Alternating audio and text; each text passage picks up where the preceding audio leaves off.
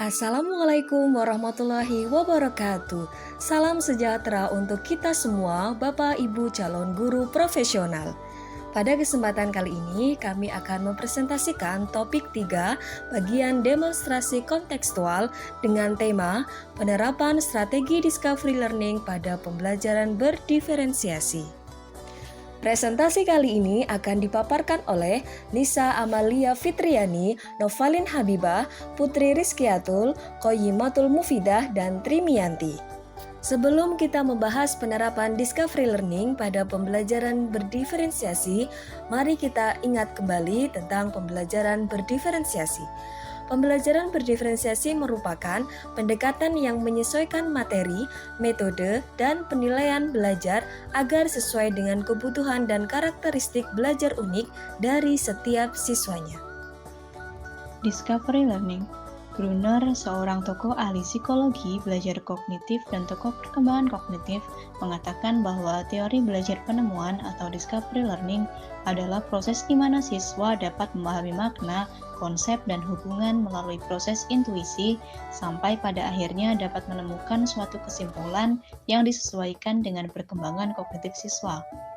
Proses belajar dengan penemuan dapat melatih peserta didik untuk berpikir analisis dan mencoba memecahkan sendiri problem yang dihadapi. Kebiasaan ini akan ditransfer dalam kehidupan sehari-hari, baik di lingkungan sekolah maupun sosial. Prinsip pembelajaran discovery learning. Terdapat 5 prinsip pembelajaran discovery learning, antara lain pemecahan masalah, manajemen belajar mengikuti siswa, mengintegrasikan dan menghubungkan, analisis dan interpretasi informasi, serta kegagalan dan umpan balik. Pemecahan masalah. Peserta didik mencari solusi dengan menggabungkan informasi yang ada, disederhanakan, dan guru sebagai fasilitator.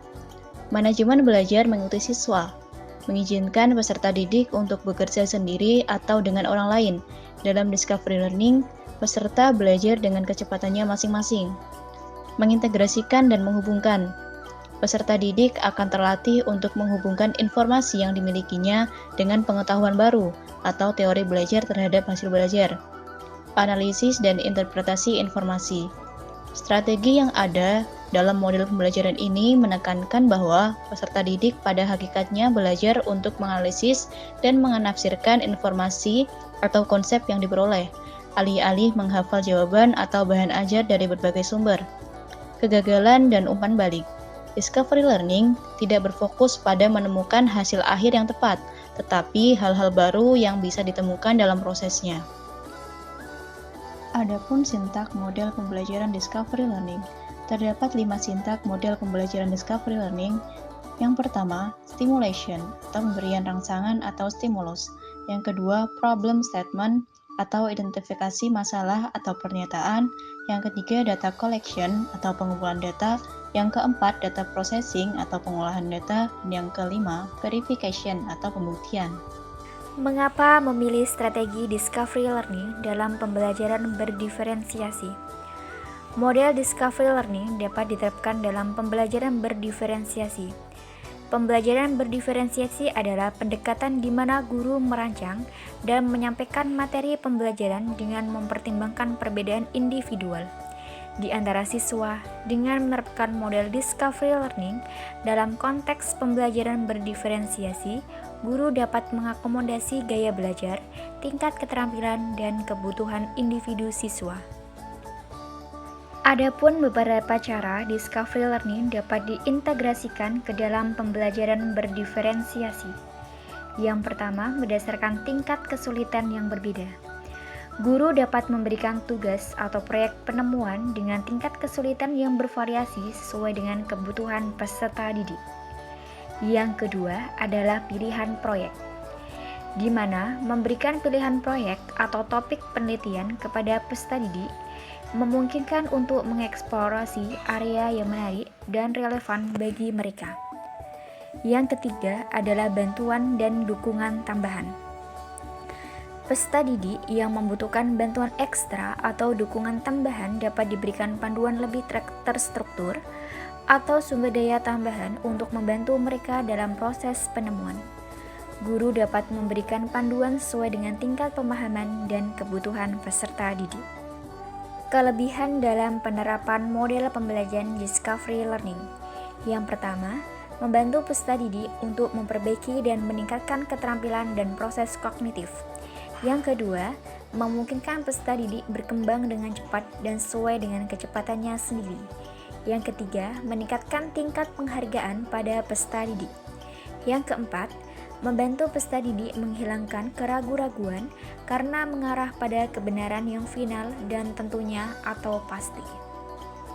Baik, selanjutnya mengenai teknis pembelajaran matematika berdiferensiasi dengan menerapkan strategi discovery learning pada materi persamaan garis lurus kelas 8. Langkah pertama yaitu memberikan sebuah stimulus. Jadi, guru membagikan beberapa kertas yang berisi 3 gambar grafik yang berbeda kepada siswa.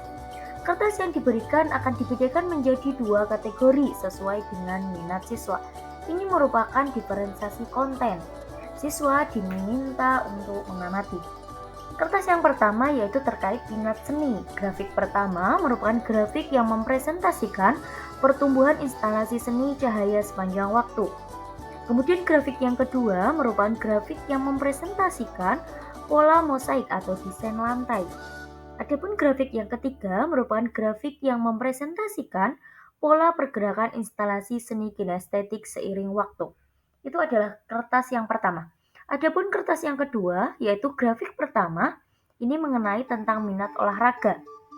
Grafik pertama merupakan grafik yang mempresentasikan penurunan kecepatan sepeda saat mendaki tanjakan. Grafik yang kedua merupakan grafik yang mempresentasikan kecepatan lari dengan waktu. Adapun grafik yang ketiga merupakan grafik yang mempresentasikan tinggi bola terhadap waktu.